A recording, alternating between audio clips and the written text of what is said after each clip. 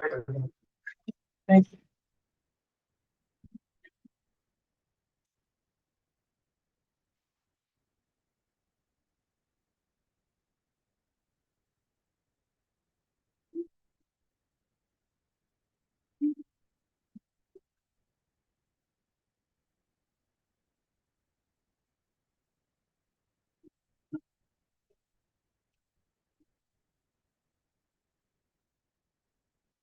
I'm going to collect Becky now.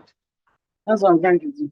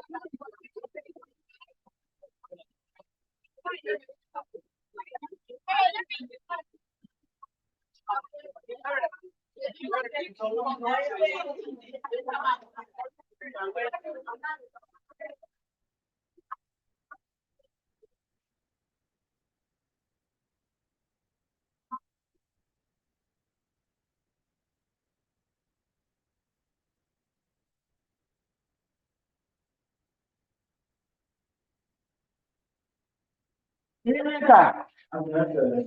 Rendell, good morning, sir. Hi, sir. Something lecture here. But my key. What is that for Wednesday?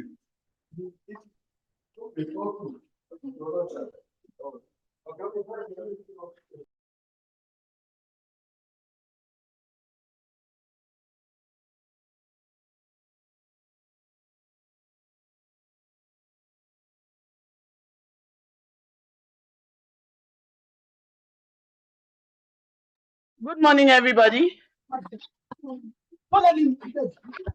So, I'm sorry about last Wednesday. I couldn't go to class. I had a software hitch. But well, thank God we are here today. You have the slides by now, so I believe could have gone through it. This is just a true light, and the slides are very explanatory. We stopped at average atomic mass when I was trying to explain isotopy. So when you see numbers that are not whole numbers, you know that isotopy most likely is occurring there. In the last class, I also talked about Avogadro's number. I started introducing Avogadro's number when my time was up. So let me continue from there. So I said because samples contain so many atoms. Yes, I remember I told you about Derica. I told you about Derica, that when you want to measure a Derica of when you want to measure beans, rice, you want a standard measure, and that's why you use Derica or pentyl. So mole for atom is like that Derica we know. Please excuse me for some minutes. I'll be with you back. Just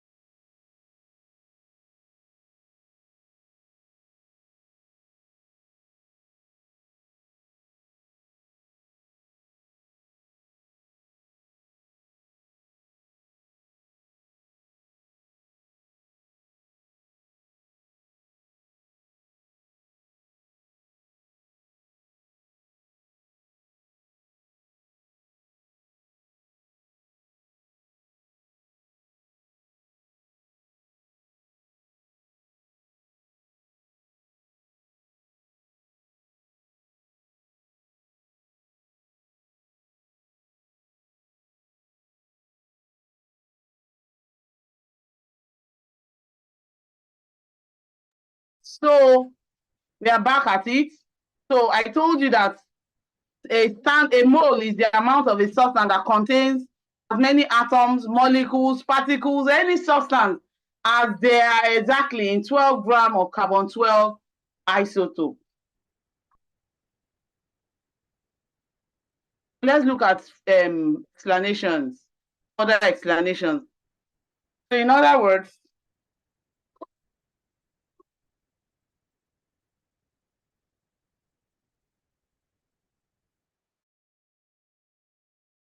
it's not, I hope I won't. In other words, is the number equal to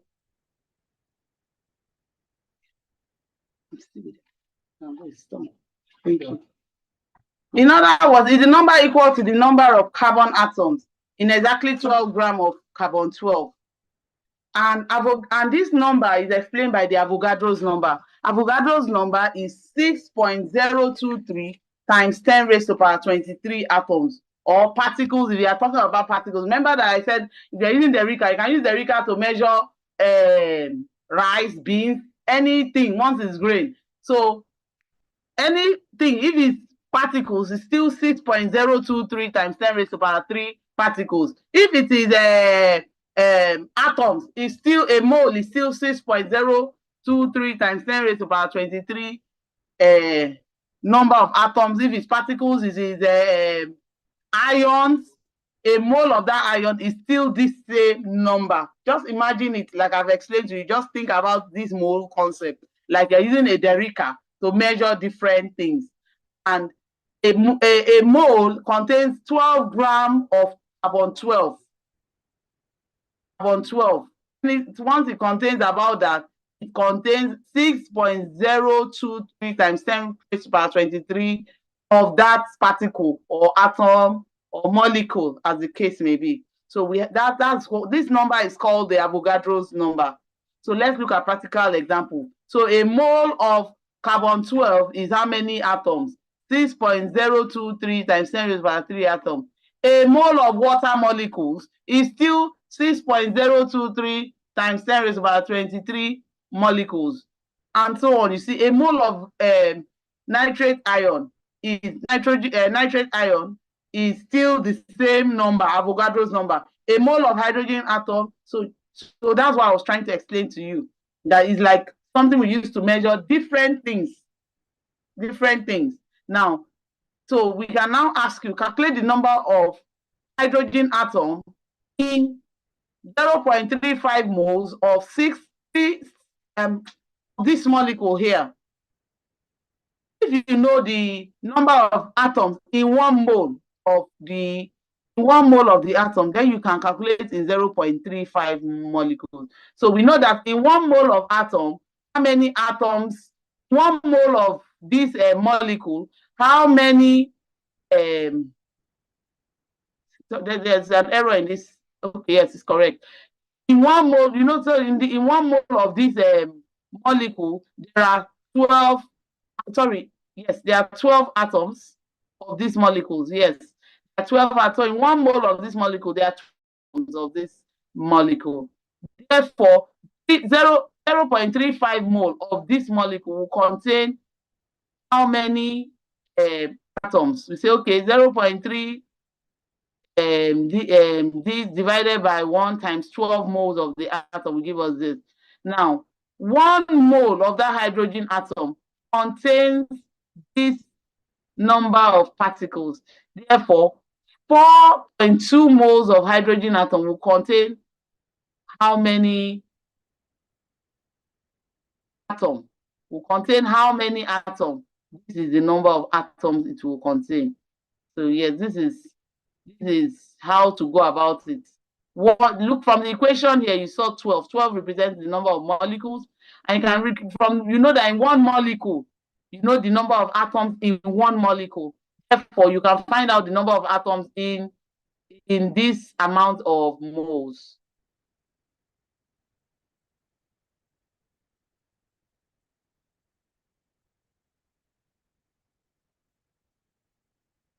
I don't know. Can we? I've already given, okay. Okay, I want us to do number 2 because number 1 already has the answer there. And we do number 2. Number 1, take it and do it. Number 2.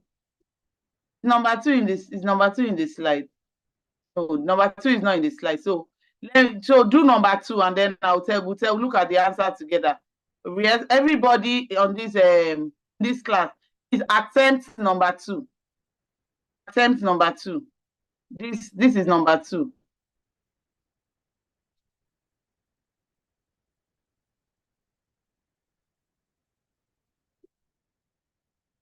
Attempt number 2. So a sample of cobalt contains this amount of atoms. Calculate the number of moles that are in these atoms. The mass of the sample. If 1 mole of cobalt is 58.93 grams. So if you want to do it, is there any answer?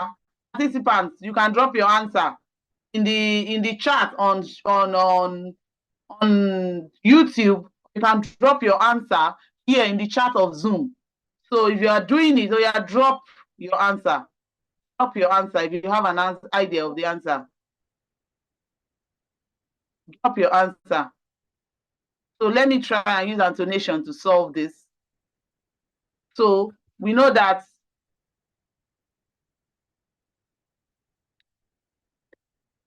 one mole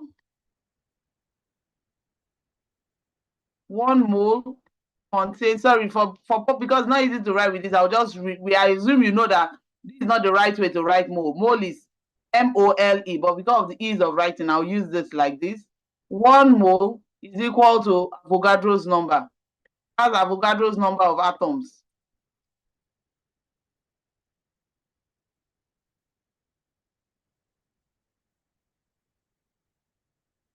That's Avogadro's number of atoms.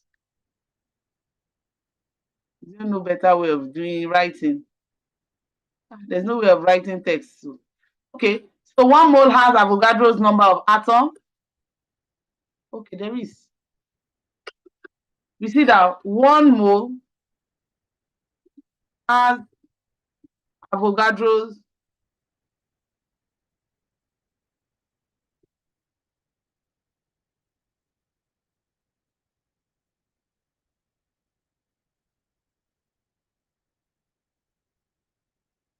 and we know that Avogadro's atom is 6.023 times 10 raised to the power 23. So as therefore, and is equal to 6.023 times 10 raised to the power 23. But we know that, and we are asked for 5. So 5, we'll say 5.00 times 10 raised to the power 20 divided by 6.023 times 10 raised to the power 23 times 10 raised to the power 23. How do I show that sign? Just take the V as raised to power. I don't know how to show the sign here.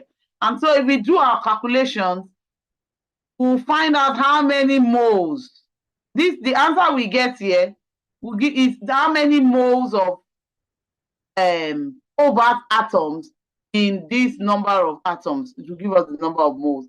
And then for the second part, the mass will be, so we want to find the mass of sample. You know that N is equal to mass over molar mass. So from question 1, we have, you know that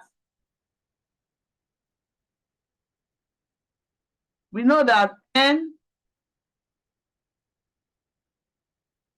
you know that for part 2, for II, you know that N is equal to mass over molar mass. So, we have our N from part 1. If you complete it, you get your N.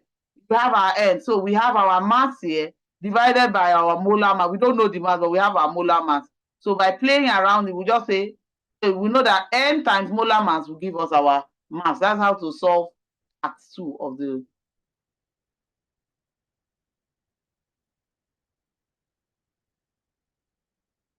So we're looking at molar mass. What is molar mass? Molar mass is the molar mass of the substance, the mass of 1 mole of a compound. So if you have a compound that has many elements, like water has many elements, 2 elements in it. It has hydrogen and oxygen, but it has 2 hydrogen and 1 oxygen. The molar mass will be the sum of the individual masses in that compound. So we can find we can find the molar mass of a methane will be carbon times 1, the atomic mass of carbon times 1, plus the atomic mass of hydrogen times 4. Why are we having 0.01 and 0.008? Because isotopy occurs in these elements.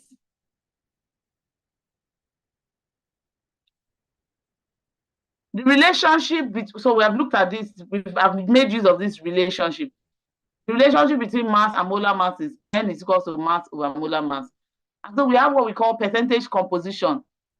Percentage composition has to do with in terms of 100, if you equate the molar mass, the molecular mass of that molecule to 100%, and you want to find out the contribution of each of the elements in that molecule, we say we are expressing that composition as percentage composition. Let's look at the practical example. So in this particular element, you have potassium, you have manganate and oxygen. So want to know the percentage composition. So we'll multiply we'll find the molar mass, the total molar mass of molecular mass of this molecule, and then we'll account for the mass. And the mass and the ratio will help us have an idea of its composition. So like here, you have just 1 potassium. So 1 times the atomic mass of potassium, 1 times the atomic mass of manganese, 4, there are 4 oxygen. So 4 times the atomic mass of oxygen. And so we have the total molecular mass. So we'll now equate this 150 to 100%. And we'll say, okay, the percentage composition of potassium is 39.1 divided by 158 grams times 100%. That's the percentage composition of potassium. So it has captured the contributions of each of the elements in the compound, expressing it as 100%. So we can do this even in any other compound once you follow the procedure. So I'll go over to chemical equations. You can practice the other questions and examples in the slide. So chemical equations are shorthands. They are shorthand ways of describing a chemical reaction. And we usually use symbols and formulas to write these chemical equations. For instance, if we say methane is burning with oxygen, we know the formula of methane, we know the formula of oxygen. We can use a shorthand to write what is happening in chemistry. And so that is chemical equation. Shorthand, using symbols of elements to write the equation. So here you have the methane plus oxygen. Then we put an arrow giving us carbon dioxide and water. Methane, so that's that. So usually the reactants are always on the left side and the products are always on the right side. The things coming together to react is called the reactant. The new substance formed is the products.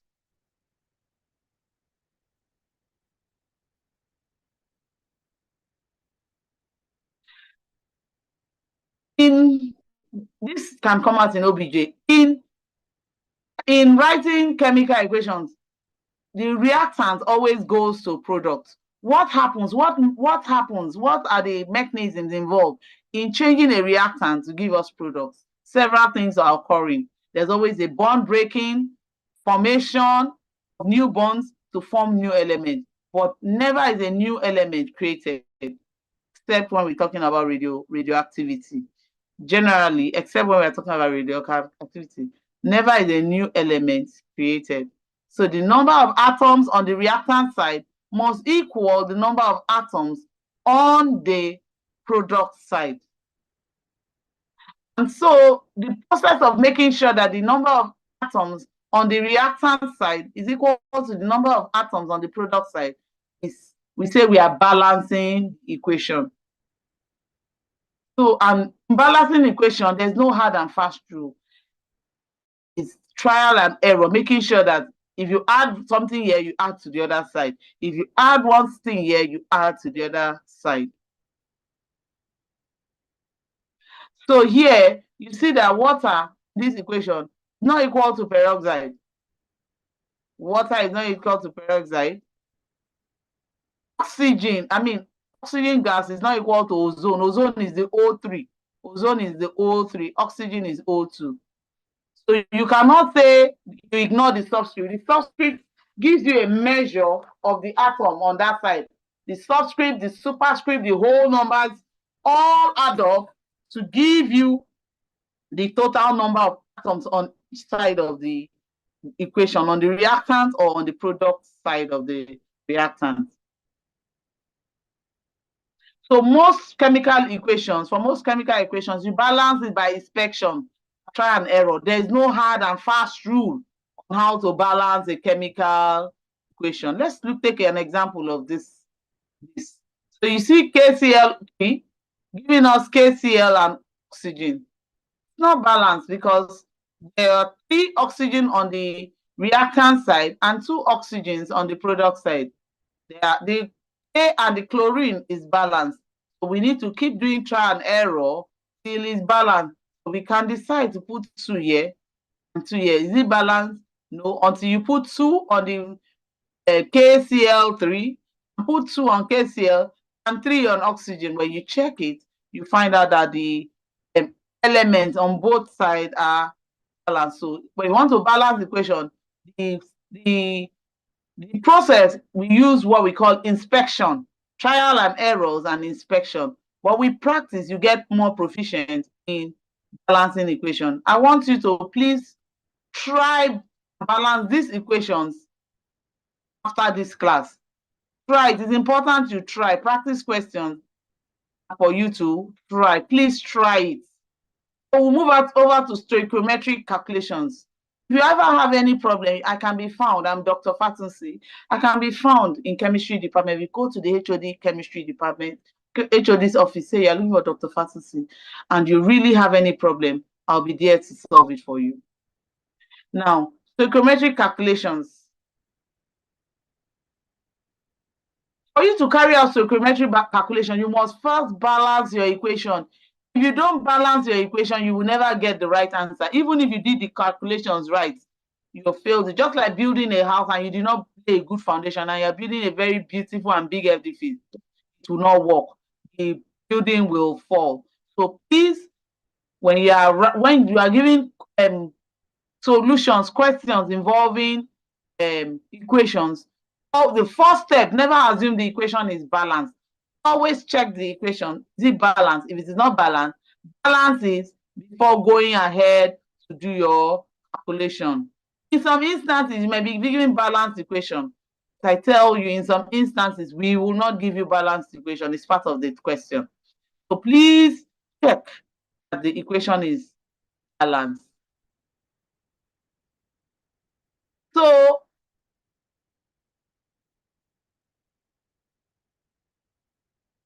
if you are given a stoichiometric, if you are given a question based on chemical equation, the first step is to check to balance the equation. If it's check, is it balanced?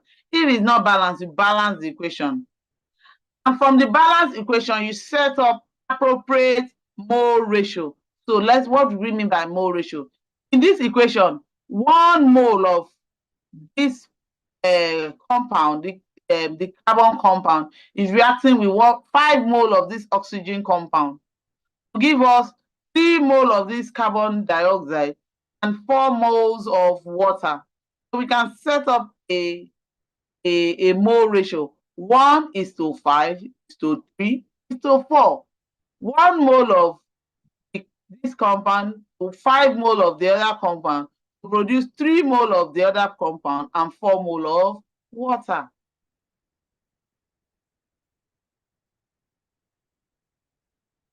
Step 3 is to convert the known mass of the reactant or product to moles of that substance or vice versa. So you see that 1 mole of this, you know that, so you find the molar mass of this. Carbon is 12. 12 times 3 is 36. Plus 8 gives me this. We know that oxygen is 16. 16 times 2. So you set up the mole ratio. You account for the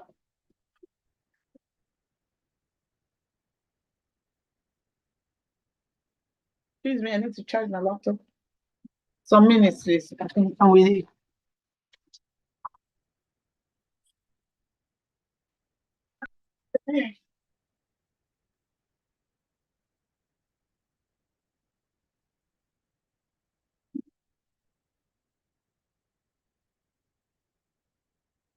So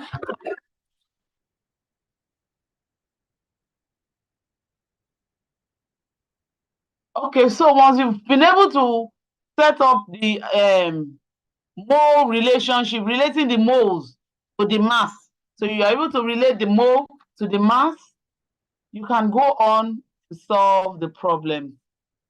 So we know that 1 mole of this compound reacts with 5 mole of this other compound. That's 1 mole of this. Is it propane or propene? I have to write the structure to be sure.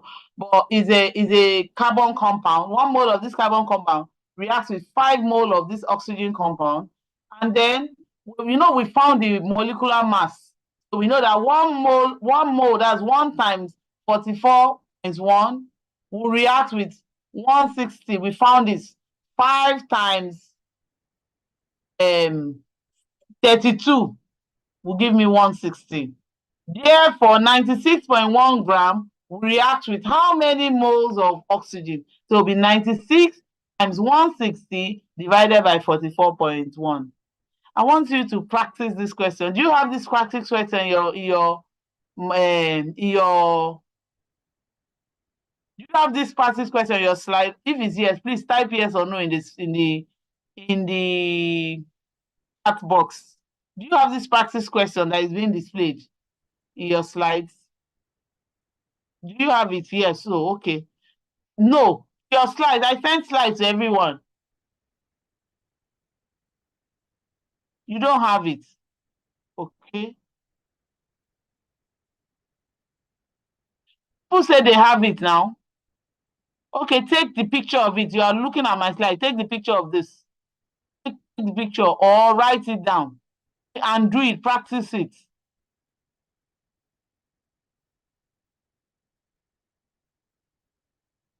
Yeah, take the picture of this and practice it.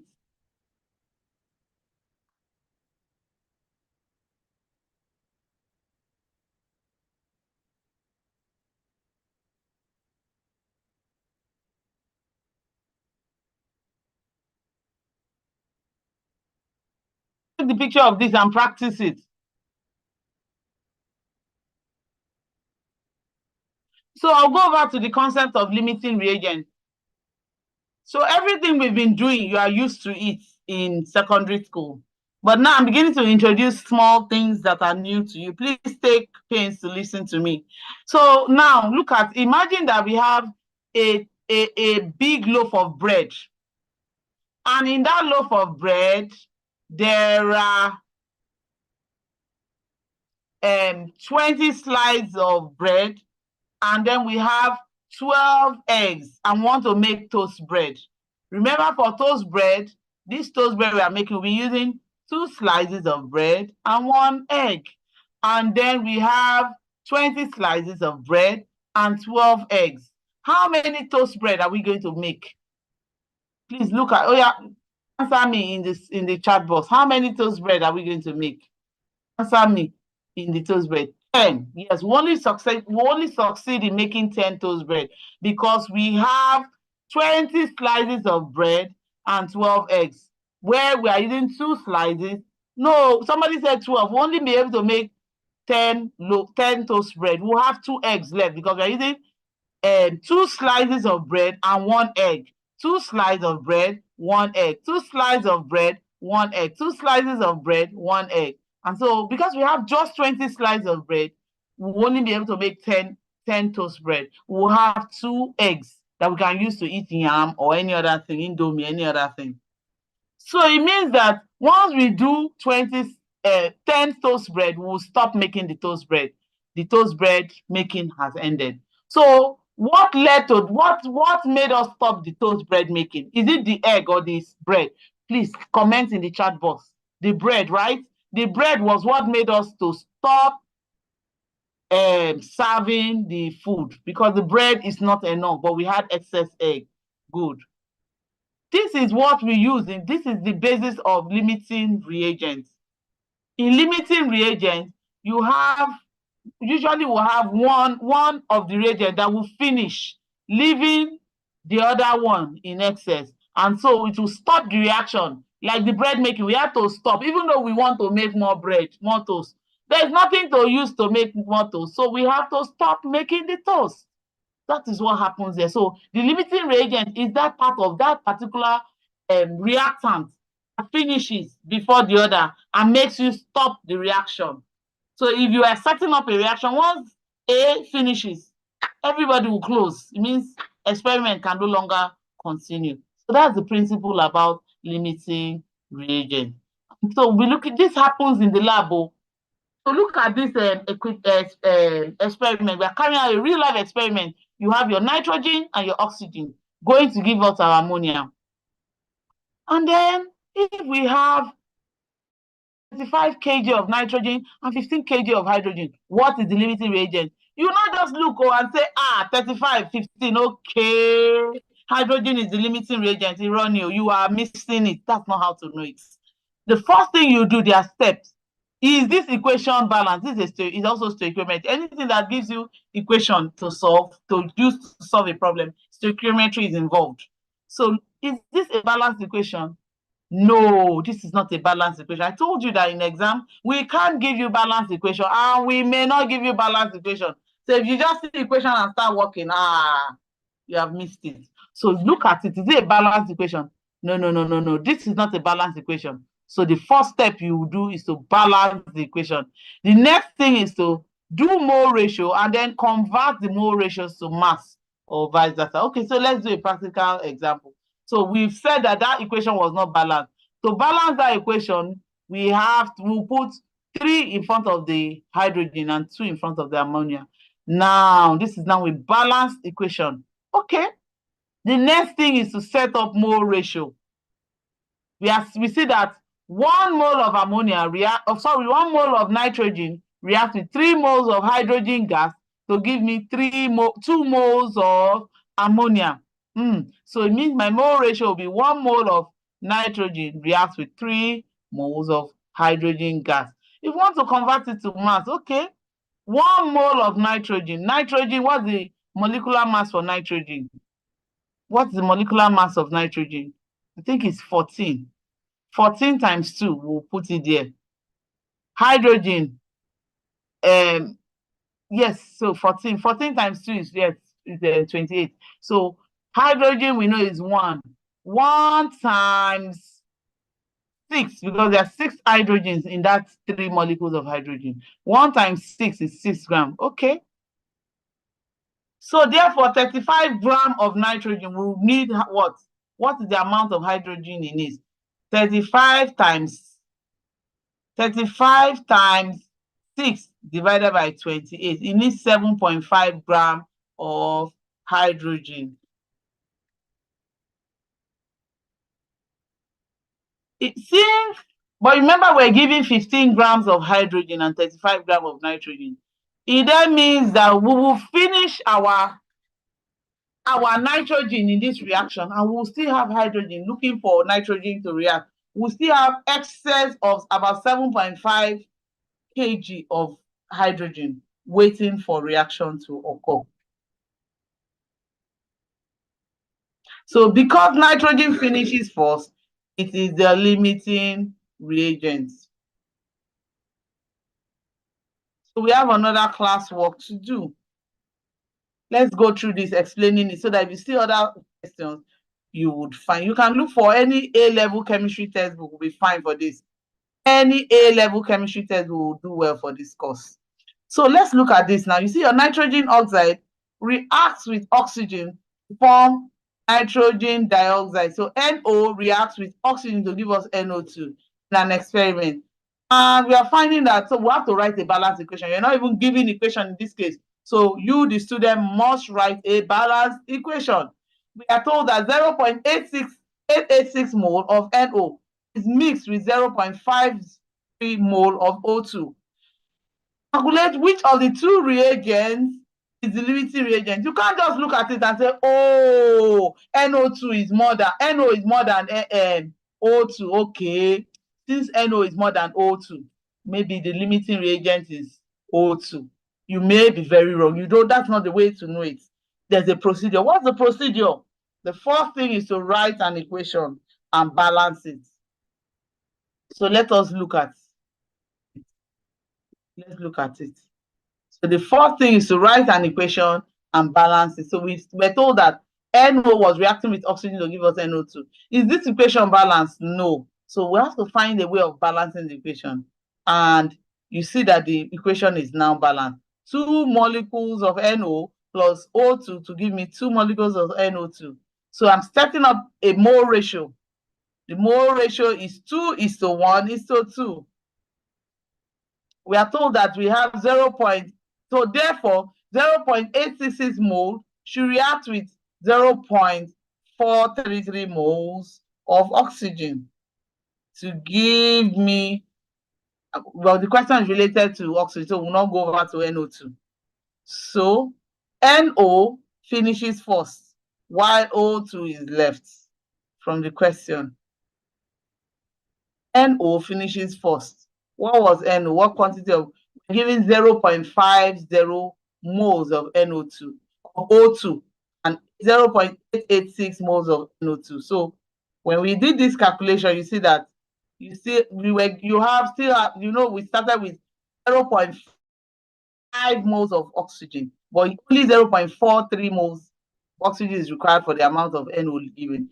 So it means the limiting reagent NO, because NO finishes first, while oxygen is still left. The one that is left is not the limiting reagent. The one that finishes before the end of the reaction is the limiting reagent. The one that finished before the end of the toast bread making is the limiting reagent. The bread finished before the egg, so the bread was the limiting reagent, because if we still had more bread, the egg would still have made a few more toast bread. But we didn't make more toast bread because the bread finished. So the bread is the limiting reagent. In this case, we didn't make more NO2 because the NO finished while we still have O2 left. So the limiting reagent is our NO. And so how many moles of NO2 will be produced? Since the mole ratio is 2:2, 0.866 mole will produce 0.866 mole of NO2. There's no need to calculate. But if they said mass, what would be the mass? The mass will not be the same because their molecular masses are not the same. We'll go over to percentage yield. The mass of a product formed in a chemical reaction is called the yield. The amount of product formed in a chemical reaction is called the yield. So if I mix A and B to get C, the amount of C I get is the yield. The amount of a product formed when a limiting reagent is completely consumed is the theoretical yield, while the actual yield is the amount of products obtained in an experiment. So theoretical yield is like the yield you get from stoichiometric calculation. When you calculate from an equation, the amount that should be gotten, ideally, if you put 1 mole to 1 mole of something, the amount shall be gotten from calculation is the theoretical yield.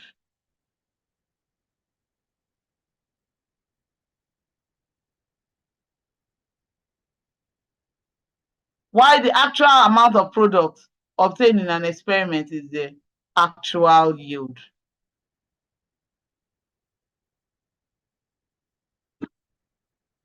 In most cases, the actual yield is not equal to the theoretical yield.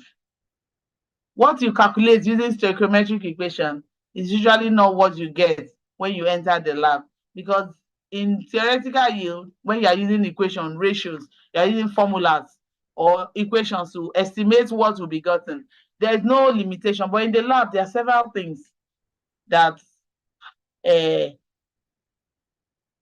limit the actual quantity you get. So this actual yield and theoretical yield gives us a measure of the efficiency of the chemical reaction. So the actual yield over theoretical yield times 100 is the percentage yield of any reaction.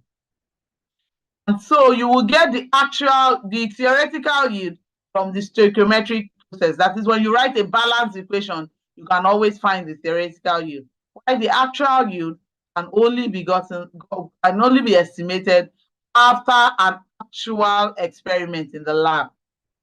So let's look at this equation before we call it a day. 6 mole of lithium plus nitrogen gas gives me 2 mole of lithium of this compound, lithium nitride. What is the theoretical yield of this when 12.3 grams of lithium is heated with? Now, if the actual yield is this, what is the percentage yield? The percentage yield is a measure of the efficiency. Remember, the percentage yield is the measure of the efficiency. So I want to confuse you, or not confuse you. I want to test your knowledge. Say, okay, give us the percentage efficiency instead of saying percentage yield. What's the efficiency of a reaction? We mean one and the same thing. Percentage yield is a measure of the efficiency of a reaction. So if you ask for the efficiency of the reaction, we're actually asking for the percentage yield. So in this example, lithium plus nitrogen gives us that equation. So we see that 6 moles of lithium requires 1 mole of nitrogen to give us 2 mole of that nitride.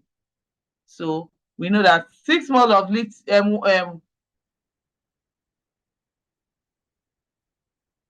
6 mole of lithium is equal to 42 grams, and it reacts with two atoms of nitrogen. That's because in that molecule of gas, there are 2 atoms of nitrogen, 14 times 2. To produce now the molecular mass of this nitride is 35. Therefore, 2 moles will be 70.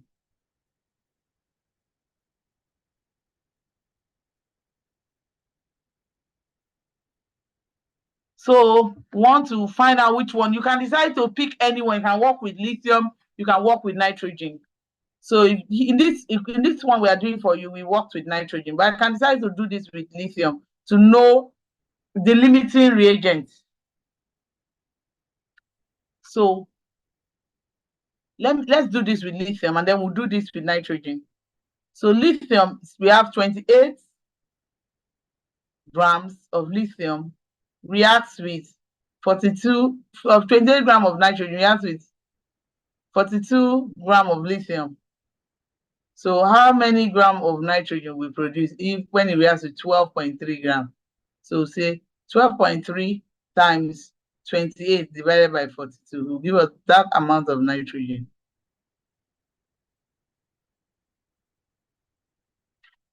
So it will give us 8.2 grams of nitrogen.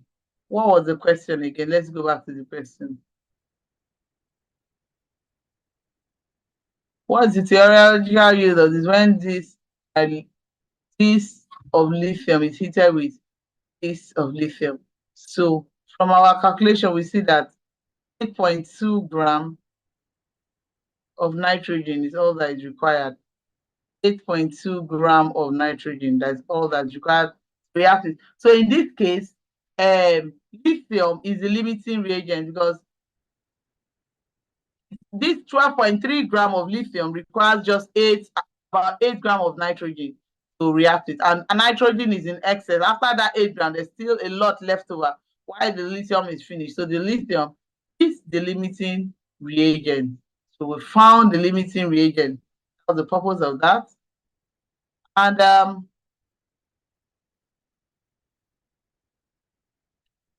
so we use the lithium to estimate the efficiency and to estimate every other thing. So 6 moles of lithium produces 2 moles of that nitride. Therefore, 42 grams of lithium will produce 70 grams of that nitride. Therefore, 12.3 grams of lithium will produce how many grams of nitride? 12.3 times 70 divided by 42 will give me 20.5 grams of the nitride. Therefore, my actual percentage yield will be 5.89 divided by 20 times 100 over 1. So because we are told that the actual yield from the question, we got the 5 from the actual yield. The actual yield is 5.89. Meanwhile, theoretically, we expected 20.5. So 5.89 over 20.5 times 100 will give me this. So the percentage yield is 28.7, which is also the efficiency of that equation, of that reaction. Please, we still have some time. I jumped some things because of our last class that we missed. I jumped some examples that I originally wanted to show. So because we have time, any question? If there's no question, I'll now go back to those examples I didn't go through with you here. Yes, somebody is asking, is there a formula for calculating the actual yield? No, actual yield, you do it in the lab. So when you produce something in the lab, you weigh. That's the actual yield.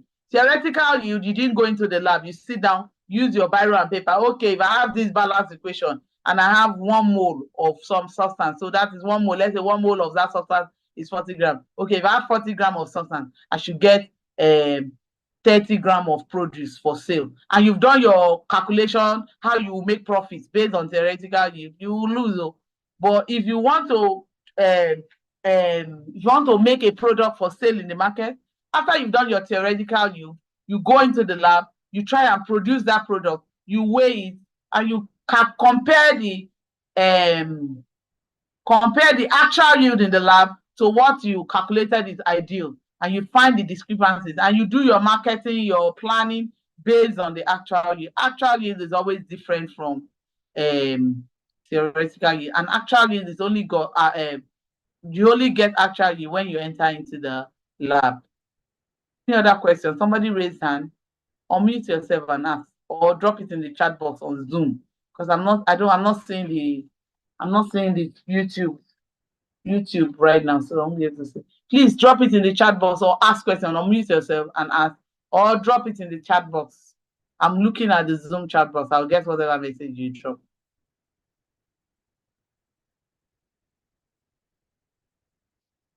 Two people have raised their hands, but I can't help them because they refuse to type their questions and they refuse to unmute. So I cannot help them. So if I cannot help them, I will move. But if you want me to help you, please drop your question. I've answered somebody's question. Yes, I'm listening to you. In the first example you did, we use 1 for hydrogen. But in the first book, what I'm saying is 1.008. The same thing applies with carbon. Like what? So you can get, like, were you in this class when I told you about when I talked about atomic mass and average atomic mass, average molecular mass? So I told you that when you see average atomic mass, there's atomic mass, there's average. When isotopy occurs, the mass of the atom will not be whole numbers. The mass of the atom will have decimal places.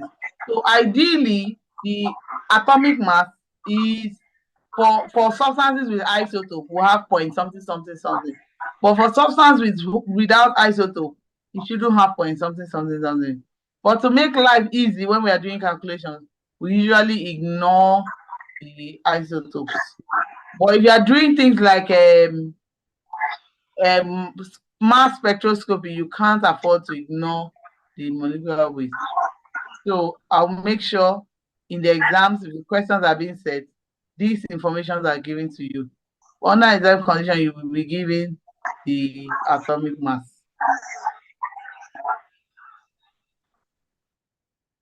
Any other question? What is the formula for theoretical yield? So for theoretical yield, there's no formula. You write your balanced equation for theoretical yield. Look at this equation, lithium plus nitrogen to give me lithium nitride. So you look at your balanced equation and you get your theoretical yield. So from this equation, if you are given 5 grams of lithium and maybe 2 grams of 2 grams of nitrogen gas, how many, what's the mass of this nitrate you will produce? That is theoretical yield. Just you're not going to the lab. So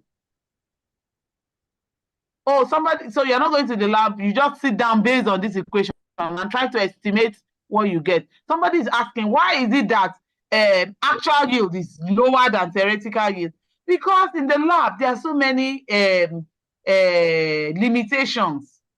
Some of you, when you are doing your experiments in the lab, you will be talking, you are pouring samples from A to B. Some are poured on the side. You are reducing what you finally produce. Then maybe you bought reagents. You thought your theoretical yield is based on 100% of this reactant. But in real life, your reactants are never 100% pure. Most times, they are maybe 80% pure, 90% pure. That impurity will reduce the actual yield. So all these factors, some of them you can't even control. You're supposed to heat at 100 degrees Celsius, and maybe your Bunsen burner is fluctuating between 190 degrees, 190 is going between up and down. You don't even know. So all those factors, and you are heating for 1 hour, all those factors will reduce the efficiency of your process. So somebody say, what do you mean by will be given?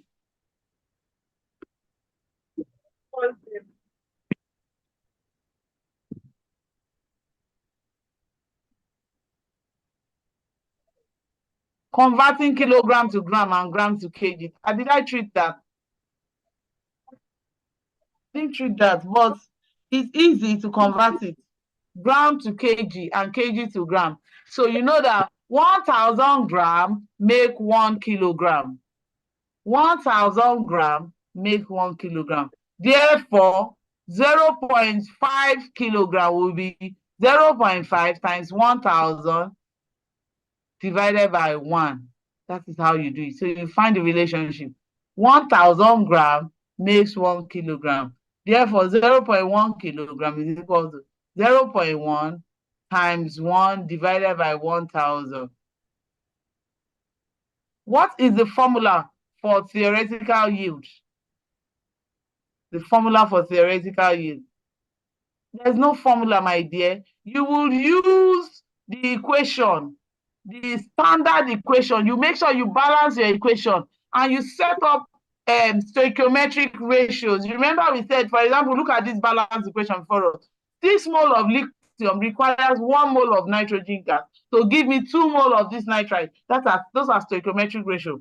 So you can say, okay, 6 times, you know that the molar atomic mass of lithium is 12.3. 6 times 12.3 grams of lithium will require 2 times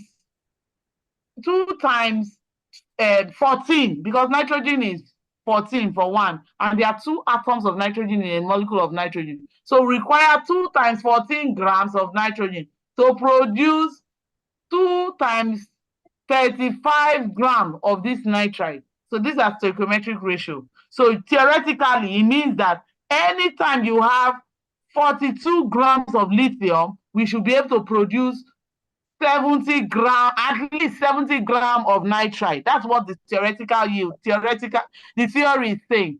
But in practice, 42 gram will not give us 70 gram of lithium. It can give us 20, 30, 40, 50, 60, but it will never give us 70 gram. That is what we are trying to say by theoretical yield and actual yield. But please, where people usually fail more is limiting reagents. That's why I hammered limiting reagents. And most of the things you've done is I've done before now, you've done in secondary school. But limiting reagents is something we are subtly introducing.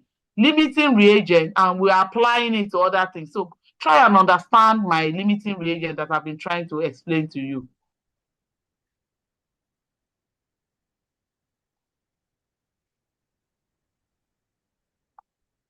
So, theoretical yield is the ideal yield. It's supposed to be accurate. So if all other things are equal in theoretical yield, you can, in fact, if your machine has 100% efficiency, you will get the theoretical yield. So if all of the analyst is not making mistake, the machine is working optimally, you got the right quality of reagent, you got light, you got everything right. Yes, you can get theoretical yield as actual yield. But in life, is there anything that is 100% correct? Even me, I might be good, but I know that there's something bad about me that we are still asking God to make us complete. So in real life situation, there's nothing that is 100% efficient. There's nothing that is 100% correct. And so that's why we try to find the actual yield to know the percentage yield. Percentage yield is a measure of the efficiency. So we might want to confuse people and say, no, give us the percentage efficiency. We're actually referring to actual yield. Is there any other question?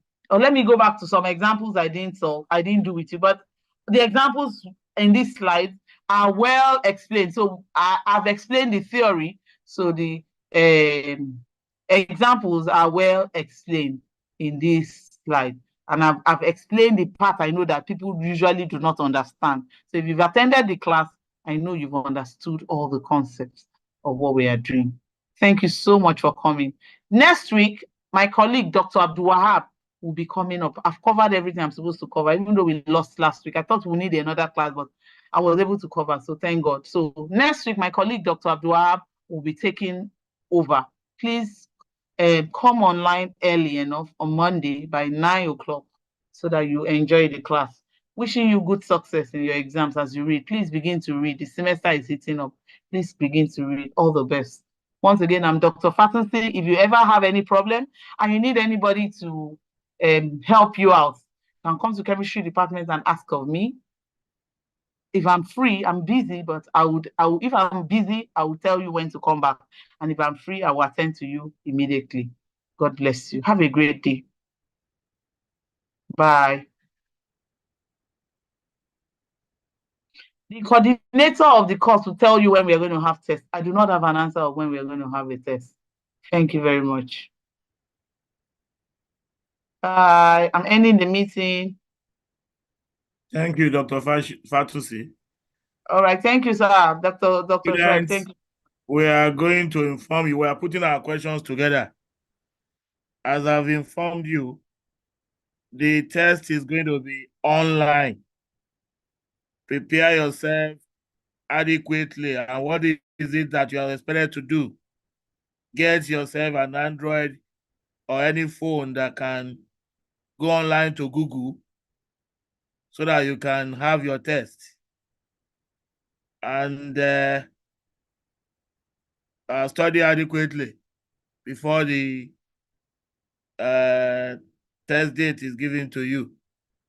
It's going to be online test, and I can assure you, if you prepare yourself and make sure you get a place where the signal is good so that you can do your work without any hindrance. Yes, Rodia. Abdul Karim, unmute yourself.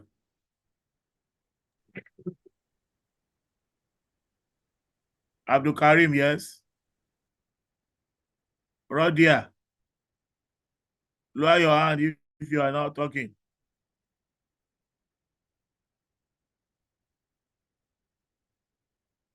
Thank you, guys. Enjoy your weekend. Bye.